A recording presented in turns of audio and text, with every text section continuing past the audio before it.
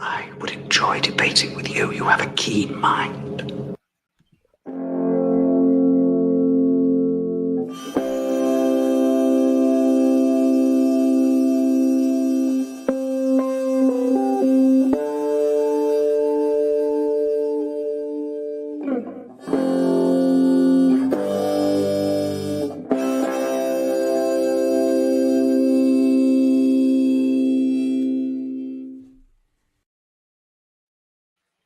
Hello and welcome to Debate 9, The Wrath of Condal, where we have 9 Star Trek themed debates, unless there's a tie.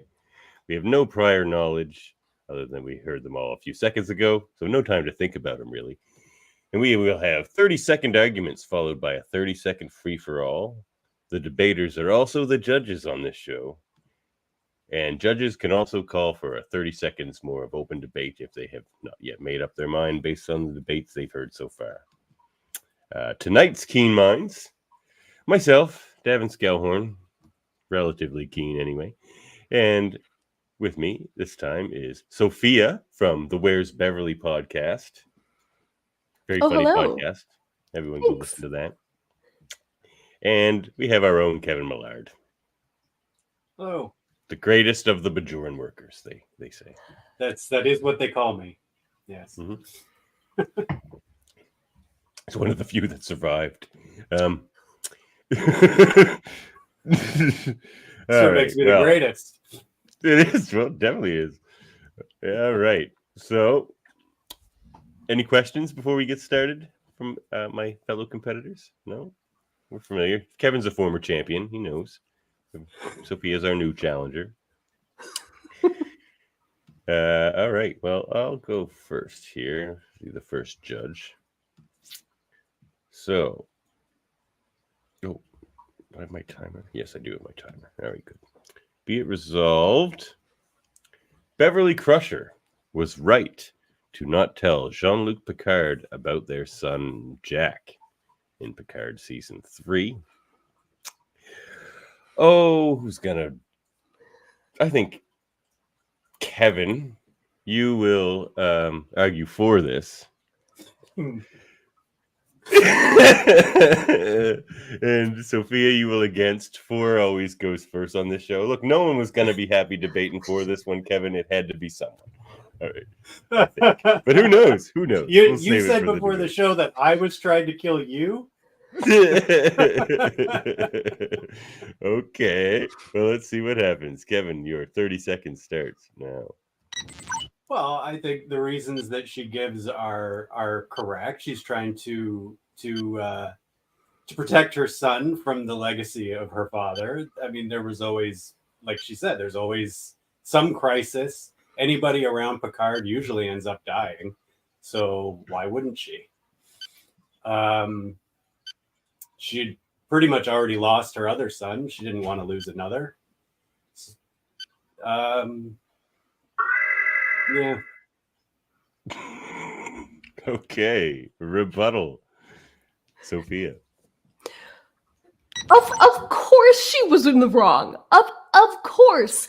You can't hold somebody to a statement they made like 30 years ago. It's ridiculous. Like, he made a comment about not wanting kids so long ago, and she based raising her son's entire life on that one statement. Never once thought to just connect with him, see if he still had that viewpoint. It was so out of character for her and ridiculous. She has so many thoughts on this. Well, 30 seconds, open debate, and I might just have to call for 30 more on this one. Let's see. 30 seconds, man. Oh, come on, Torch. Get in there. Get in there. Well, it wasn't the only reason. His comment wasn't the only reason. She was trying to protect her son. That's all I got to say about it. Like, I don't... And doing that, she screwed her son over and Picard over. If she had involved Picard from the get-go, Picard season of 3 wouldn't have happened, and it would have been great.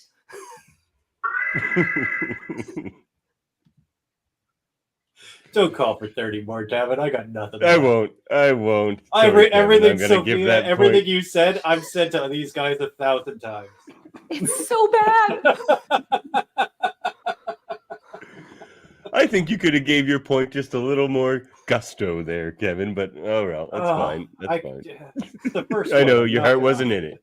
Your heart wasn't Fighting in a it. losing battle, but you did well. Kevin has used the term character assassination like 50 times in regards Yeah. to that season. All right. Well, I'll keep track of the points right here. Sophia, opening point. It's a dirty point. I'm not proud of it.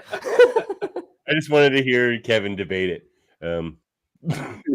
I almost flipped it. I almost had you debate on the other side, Kevin. So No, it's okay. It's good. So- It's good. I knew you were going to do it. I know. I can see your face. You're like, all right, just say it. All right. All right. Go ahead, Sophia. So be Another it Beverly. resolved that Beverly Crusher, as portrayed in season 3 of Picard, made some very questionable decisions. So be it resolved that she was a changeling for at least part of season 3. I will be nice to Kevin and have Kevin argue for this and David argue against.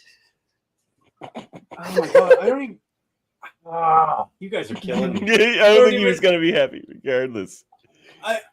This wasn't even a plot point at all, was it? Yeah, I know. That's the. Look, we have questions like this all the time on the show. Go, Kevin. Yeah, I don't see.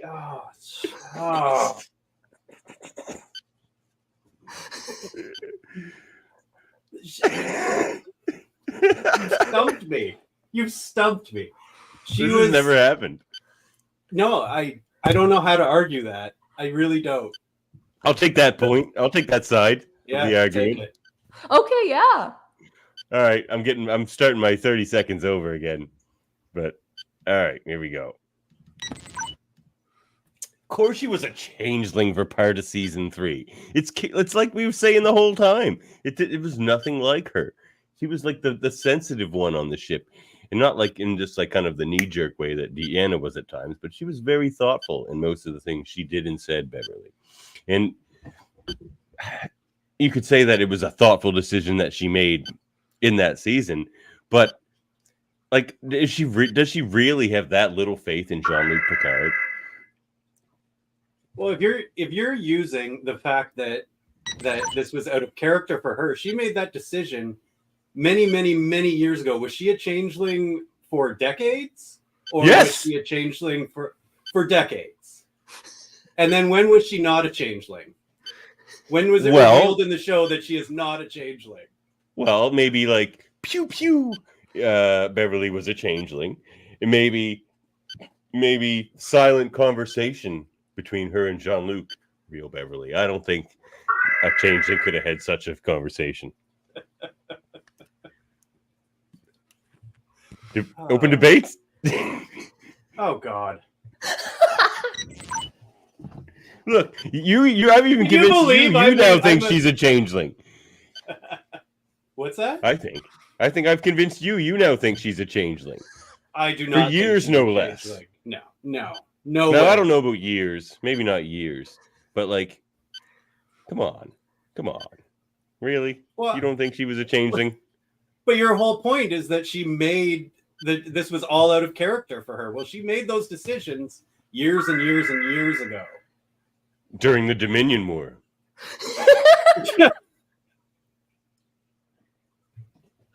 Oh, that was magical. That was all my season 3 dreams coming true. That was wonderful. The truth is, Somebody I has to barely get a point for remember that. Season 3. That was the only thing that got me through her bad characterization in season 3 was just every time she showed up on screen, maybe she's a changeling. Maybe they revere that she's a changeling because she doesn't talk like that. Because she doesn't say things like that. She doesn't make bad decisions like that. Never happened. Yeah, I was bargaining the whole time watching that season with myself about what are they doing to her? What are they doing? Crusher should roll her eyes at a Damon box. Bach, yeah, I know, Damon Bach. Sophia broke Kevin. Well, it's just begun. The game is just begun. All right, so who got the point for that? Well, obviously, David. Sorry, Kevin. No, that's fine. I thought you I had think it. Davan Kevin. needs the point because we had to switch what we're arguing. Yeah, that's true. I earned it. I worked for my point. I thought I was handing it to you, but no. Oh no! I know. You're like, here, Kevin, this one's for you. You're like, what? All right. Let's get to Kevin's first one here. All right. All right. Be it resolved, the Federation were the true aggressors in the Dominion War. And Davan, you're going to argue for. Okay. All right. Let's go. Of course they were the true aggressors in the Dominion War. Did we remember seeing them put out any peace feelers? I don't remember those meetings. And they have their most combat their most well thought of combat officer leading the charge in the whole war. That doesn't set a good sign to the Dominion either. Like, the Dominion made a peace pact with Cardassia. Cardassia and the Dominion have every right to do that. Who's the Federation to say, no, you can't come into our quadrant? Do you know how big a quadrant of space is? All right. All right. Sophia? We're not going to pretend that I just had to Google how the Dominion War started. So, of course, the Federation were not the true aggressors because of intentions. Yes, they did some shady stuff, but their intentions were always peace. They always tried, whereas the Dominions were the true aggressors. Right? They were the ones that were bad faith actors, and everything the Federation did was in defense, not as aggressors. All right, 30 seconds open debate. The Cardassians had just finished being ravaged by a fleet of savage Klingons. The Dominion saw this from as far away as the Gamma Quadrant and felt they needed to lend a helping hand. Whereas the people closer to the situation, the Federation, they had no, they weren't going to help Cardassia. So I don't really blame them not helping Cardassia, considering that Cardassia are really fond of war crimes, and the Federation is less fond of that. Still kind of fond, but less fond. Less fond? Well, I don't know. Let's do another 30 seconds. Look, and it's not even just about Cardassia and all, and Cardassia. Yeah, the Dominion were just explorers, like the Federation claims to be. They wanted to explore this new quadrant. They made allies while they were doing it. It all comes down to changeling species racism. They didn't like changelings, and they're like, we're going to war. So the changelings don't like any other species. So I feel like the Federation was pretty okay with it.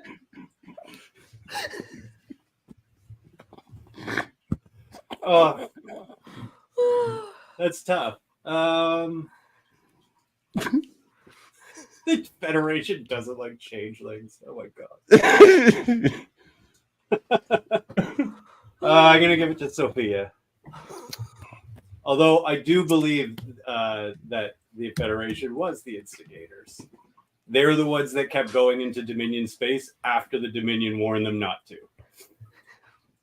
I didn't even bring that up. I should have. Good point, Kevin. All right. Moving on to... All right. Be it resolved. It is wrong for Starfleet to put an officer in danger based on a species trait. Example, Nog in the siege of AR-557, whereas normally they would send a more seasoned officer than an ensign on such a scouting mission with the already battle-hardened soldiers, but they needed to send Nog because he could hear well. But is it fair to put a species or an officer in danger because of a species trait? All right, so arguing for this, Sophia. Okay. So I completely agree. Like you said, he's an ensign. He doesn't have enough experience, and that outweighs the fact that he has a special ability. It's the future. We have different technology. Send an experienced officer in there with advanced listening technology. Don't potentially sacrifice the life of a young, inexperienced person just because you don't want to, spend the extra money or spend the extra time getting technology. Okay, points well made. Rebuttal, Kevin. Well, of course, this is what you will want to do. You always want it when you're commanding a battalion. You want to put your aces in their places. You got to make sure that you have people with special abilities in the right place. It's totally okay to send Nog out there. It maximizes the potential success of the mission. Putting someone who can't hear but has more experience makes no sense at all, because they're there to listen. Oh, interesting. This is going to come down to the open debate. So this is the whole thing of the needs of the many outweigh the needs of the few that Star Trek has tried to kind of move past in that utopian society. We care about the individual in Starfleet, right? We have to look at the individual's values, and we can't be sacrificing that individual when other things exist that could replicate that individual's ability. It's not a just argument. I don't know that they had anything with them, especially in that Nog episode, that they could use. Like, if you don't have 2 cups, is not going to be the same as a Ferengi. It's all right. 30 more seconds. Like, get in there, Kevin. I missed your points because I had a little computer lag. But yeah, it's you absolutely have to use it. You can't. What technology? If you don't have the technology, you have to use the person. And they signed up for any mission. I mean, they send 18-year-olds to war now. It's the same. You have to send the best you can, the best chance at winning the mission. Gotta say, you kind of took it at the end there, Kevin. He did sign up for it, but I was kind of agreeing with Sophia the whole time. But right up until the end, I was like, crap. But all right, give that one to you, Kevin. That was a good debate, though. Definitely needed an extra 30 seconds. Okay, so moving on to... So Starfleet captains have consistently shown their ability to think themselves out of tough situations, but be it resolved that no captain has done this better than when Janeway stabbed a virus with a knife that one time. I'm going to say 4 is Kevin. I don't remember this. Macrocosm. Remember there was like the macro viruses flying around the ship? They looked like little It's the Janeway tank top episode. It's the episode where Janeway wears a tank top. He carries the gun, and you get all those badass pictures of badass Janeway. They're all from that episode.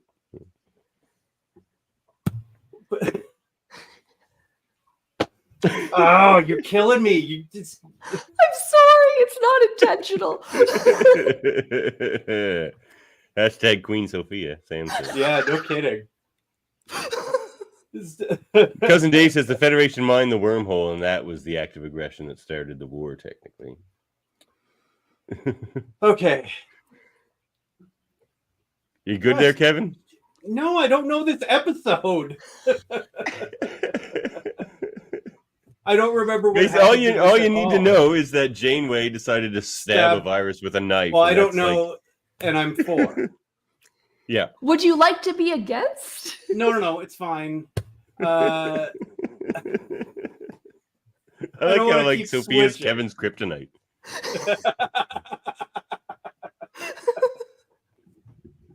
I know many of the other series much better. Okay. She just stabbed it with a knife? It's flying around? I mean, is that... oh, God, that's not what I'm arguing.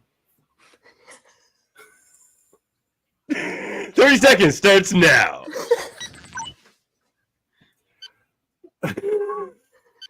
It's impossible if I don't know the episode. It's an interesting way to kill a virus. You've never seen anybody else kill a virus with a knife. Normally you would use some kind of antiviral. Flood the ship with something like that. I don't that was pretty good, Kevin. Over yet? God, that wasn't bad. It wasn't bad. The antiviral cream, not bad. Oh God. Oh. Do I think it's the greatest example of thinking yourself out of a tough situation? Stabbing a virus? No. If a macrovirus came flying at my face, I'd probably get pretty stabby too. I think she did the obvious thing in that particular case. Whereas like something more outside of the box is like gassing a planet to scare your enemy off the planet. That's thinking outside the box. Like just stabbing a virus that's flying at you. Come on. I bet you like at least 10 other people stabbed a virus in that episode. We just didn't see it because it was off camera. All right. 30 seconds, open debate. You take the first shot, Kevin. Well, I feel like stabbing a virus is way more outside of the box than genocide. Genocide's been done many times, Davan. There was no genocide. We're not talking about genocide. Sorry. It was ethnic cleansing, forced relocation. Same forced relocation. I'll agree with. but no, come on. There's tons of examples of thinking outside the box. The Picard maneuver, Riker standing going backwards over a chair. Who would ever do that? Someone had a virus, and you were like, "Get the knives." Well, they weren't that big. Big viruses we're talking about. Just because this is fueling my joy, 30 more seconds. Oh, are you kidding? My name is pronounced Davan, Sophia. Okay, thank you. No problem. And nobody knows. It's all good. All right, 30 more seconds. So, Kevin, yes, Davan. You've never stabbed a virus. Like, have you never Not gotten once. a vaccination? You know what? I don't. Have you never been stabbed to fight off a virus? I believe you have. I have not. I think it's I've commonplace. It's so commonplace. What? I've never thought that far outside the box as to get a virus and stab myself. I've never. That's just. There's no way. Nothing. What is about a more mosquito? Outside the box have you ever stabbing? fought a mosquito? We're talking about something like that. Not with a knife. Well, bigger than mosquitoes. So you almost had it, Davan, but Kevin, that extra 30 seconds gained you that point because it is very out of the box to stab a virus with a knife. It is very out of the box. All right. Well, we live in different worlds. That's fine. Okay, I'm making a comeback. Halifax, Davan, but Eastern Passage. But yeah. All right. All right, where are we at here? Kevin's number 2. Okay. Oh. Yeah. There you go, Kevin. Be it resolved, Star Trek's post-currency world is an unobtainable pipe dream. And Sophia, you'll be 4. Okay.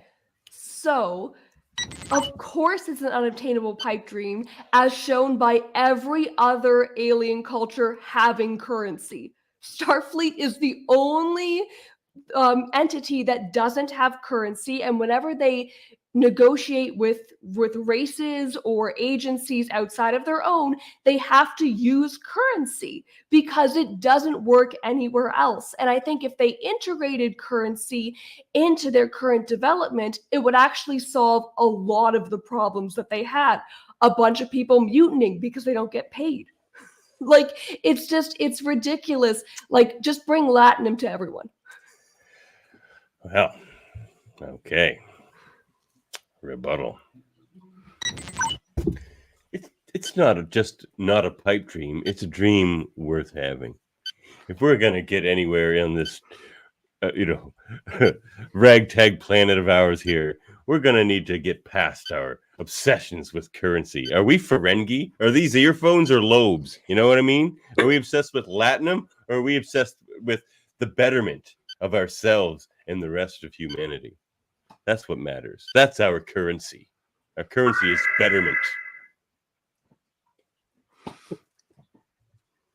All right, 30 seconds open debate.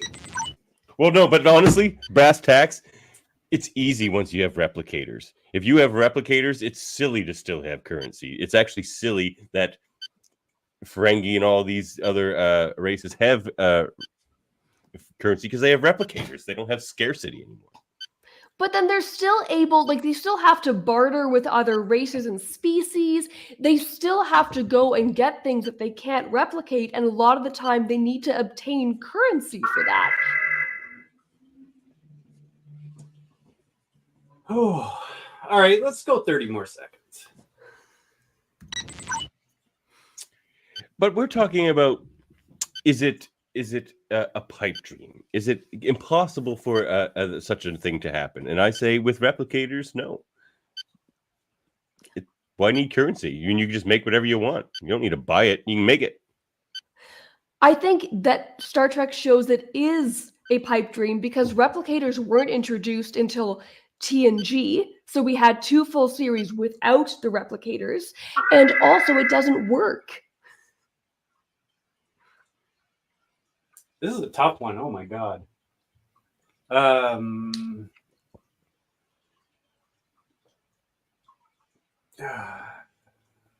Sophia, you get the point. Oh my, big lead. Yeah, it's like it was funny. I was like, aha, I totally got it. And then she would say something, I'd be like, no. You had the harder side to debate. Well, I don't think I did. I think I just screwed it up. Oh well. No. And you did well. It was a tough choice. Okay. Okay. All right. Back to me. All right. So this was a funny one. Be it resolved, Nick Locarno is a worse leader than Tim Waters. Kevin, you will be arguing for this one. Okay. 30 seconds. Nick Locarno, he wasn't even out of the academy before he got a guy killed, tried to cover it up. He was all about himself. He wasn't looking for wasn't trying to fight in a war like Tim Waters was. It was all about him, all about protecting himself. At least Tim Waters was on a mission and trying to accomplish something. Nick Locarno brought 4 of his other guys in too. I don't know. Okay, good points. Rebuttal, Sophia. Okay, so the key word here is leader, not person. So Nick Locarno is a much better leader than Tim Waters because in Lower Decks, like he orchestrated an entire coup, whereas Tim Waters was accused of micromanaging. Nog even says that he's a terrible leader. He was a terrible captain with good intentions. Nick Locarno, bad person, great leadership abilities. He got a whole bunch of different species to work together. Interesting. Open debate. I don't know. I don't think like Nick Locarno. He got a guy killed and then tried to cover it up. That's not a leader at all. You're not a leader if you're trying to cover everything up. Or are you a successful leader if you successfully cover it up? Yeah, well, there's a debate to be had about Cisco there, but yeah, but he.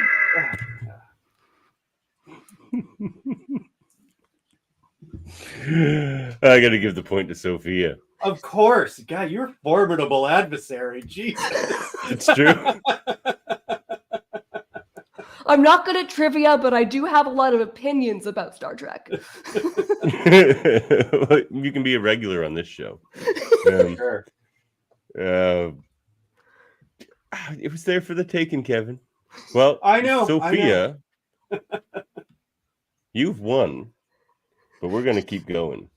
Okay. I don't think we can catch you, but this is fun, so let's keep going. Okay, so your next one is... Oh, this is a great one. We have to debate this one. So be it resolved, the idea that humanity is slowly turning into lizards is the most terrifying idea Star Trek has ever suggested. Davan, you'll be arguing for. Okay, not a problem. Because it is. It's terrifying. Like this whole time I've watched this episode, and it starts off, I like that episode a lot until, I don't. But look, I've a whole time I'm like, wait, did they de-evolve? Did they evolve? How did we evolve and now we seem to have less dexterous hands? We're like more helpless because we're just stuck on the ground. Like our society seems to be evolving towards more integration with technology and that sort of thing. How is a salamander going to do that? What is a salamander?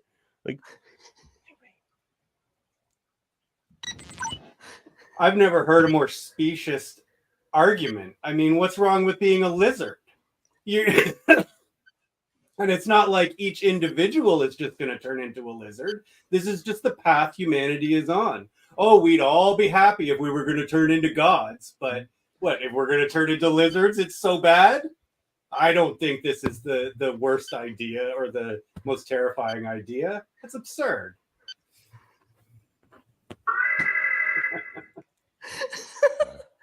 Right, 30-second open debate. No, Kevin, it's not just me. It's all people. The only reason Starfleet officers are trying to better themselves than the rest of humanity is to eventually turn into a ball of light and fizzle out into the cosmos. We all want to turn into balls of light, or maybe even Qs. We don't want to turn into salamanders. Is that what we're working for? We're working for salamandering? I don't know. I think I would like a life as a lizard. I mean, you're just baking in the sun all day. More than a ball of light. Flies, it's good. What do you want with a ball of light? Come on, what can you do with a ball of light? Nothing. It's ridiculous. Kevin, I really thought that you would argue that Star Trek has suggested something more terrifying than that. Not that lizards are turning into lizards isn't terrifying. Yeah. Kevin goes, the lizards are just the best way to go angle. It's totally not what I thought he would do either. Now that's thinking outside the box. It is. Even more than stabbing a virus. Because it's just a fact that this is terrifying, and you make a very compelling argument as to why it's terrifying, Kevin, you have to get the point. Okay. It's so scary. I did or Kevin did? You get the point, Kevin. Oh, I get the point. Okay. Yeah. All right. Oh, well, let's go. So the last one here. If I can win this debate, I'll get second place. We're fighting for second place here. All right. So. Ooh, be it spicy. resolved, Lieutenant Barclay was unqualified to be an officer in Starfleet.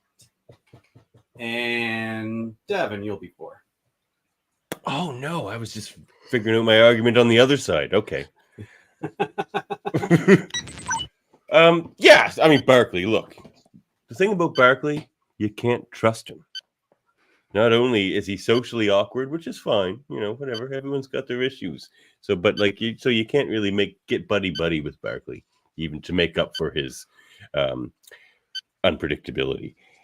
You turn your back on Barclay, all of a sudden he's going unimind on you. He's controlling the ship, and he's playing the victim game the whole time. Oh, but nobody likes me, so I have to control everybody.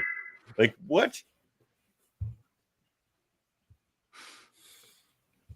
All right. Oh my God.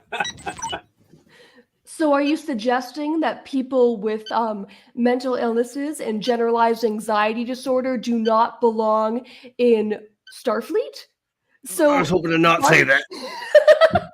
So Barclay is somebody who has a unique value and unique gifts, and that's what they did. At first, it didn't work out because they didn't tailor his role to him. And then, as you'll see, when he guested on Voyager, he saved the day most times because of his unique ability to see different situations. All right, 30-second open debate. How can you trust an officer who, when soon as he's off, no, you know what? Actually, he's on duty. He's skipping his responsibilities to go play in the holodeck, playing dress up, with his fellow officers. Like, that's no way to build trust and morale. And it's a little bit creepy, to be honest. But he had insight into what was going on, and he immediately sought help with Counselor Troy, and then was he forced to seek help, or did he just willingly seek help? He went to the appointments, and he got better. He got less creepy. He went to the appointment. He did go to the appointment.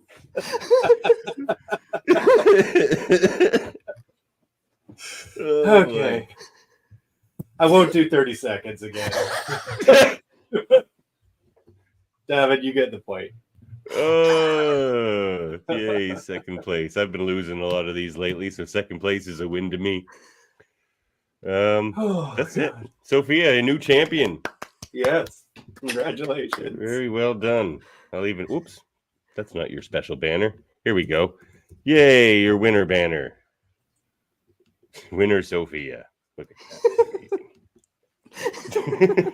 Now it's official.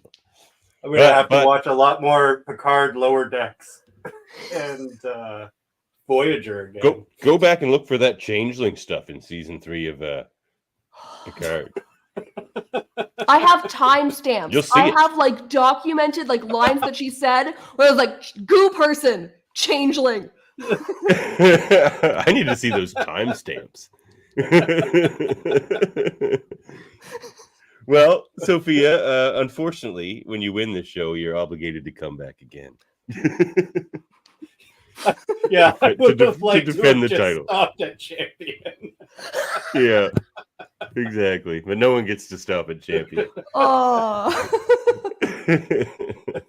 Congratulations. All right. Well, what is that one?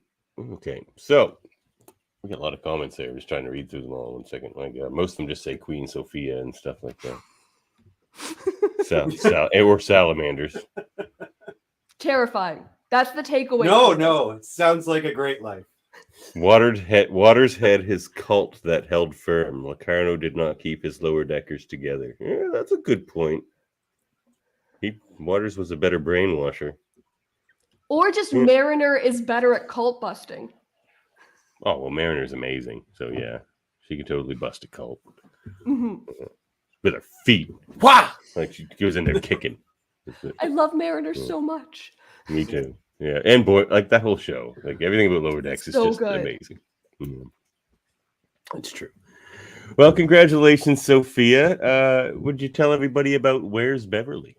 Oh, yes. So Where's Beverly? She's a changeling. That's where she is. That's where she is. She's in the Great Lake. Every season, even back in TNG, changeling. Go back and look. You'll see my it. theory is she was actually a ghost since season 3. She died in Arsenal of Freedom and has been a ghost since then. So, that being said, Where's Beverly is a passionately mediocre Star Trek podcast that can be found wherever you stream your podcasts with my co-host Adrian. We can be found on Twitter at Where's Beverly, Instagram at Where's Bev, and send us pictures of your cat and your fanfic recommendations to where'sbeverly@gmail.com. Right. Okay, there's a cat. Where did he go? Where's the cat? Oh, cat! Hey, kitty. All right. Here's my cat. All right. Not a picture, but I knew there had to be one. Even better. Somewhere. I have 4. Yeah.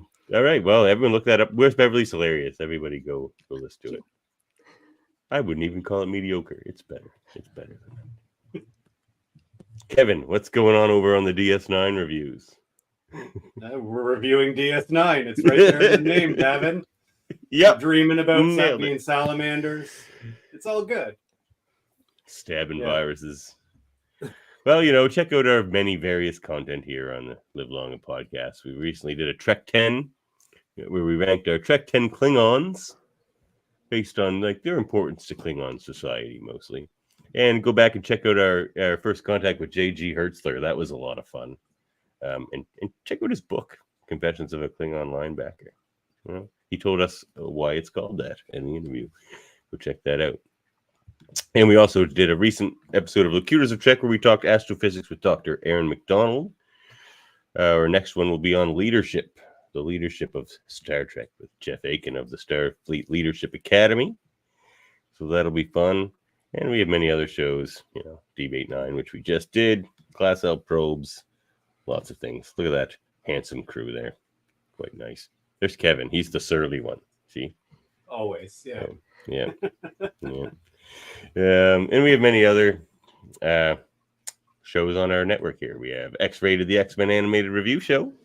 Andrè talked about X-Men. We interview people from X-Men. Check it out. We're reviewing the movies right now. And Andrè, my co-host there, also does the Graphic Histories podcast, where he interviews people in comics, film, geek culture at large. Check that out. A lot of great interviews, a lot of big names. And we also have Hold Up a Movie podcast. Apparently that's Wednesday. I didn't know, and I have 3 movies to watch before Wednesday. So check that out. They'll be fresh in my mind, which is usually a good thing. And Super Mater Brothers, they review reality shows, and we do the Mary Mater Marvel Society over there as well. We recently reviewed Echo. And there's Zamen on Track, where they review albums. Trivial Debates, where people fight about trivial things in non-trivial ways. And I think that's all. And the Hellbound podcast. Oh, I got to get that back up on here. Apparently I don't have that image. But Hellbound podcast with Alex Blackburn and Michael Chan. I guess that's it for us. Congratulations again, Sophia. Thank you. End transmission.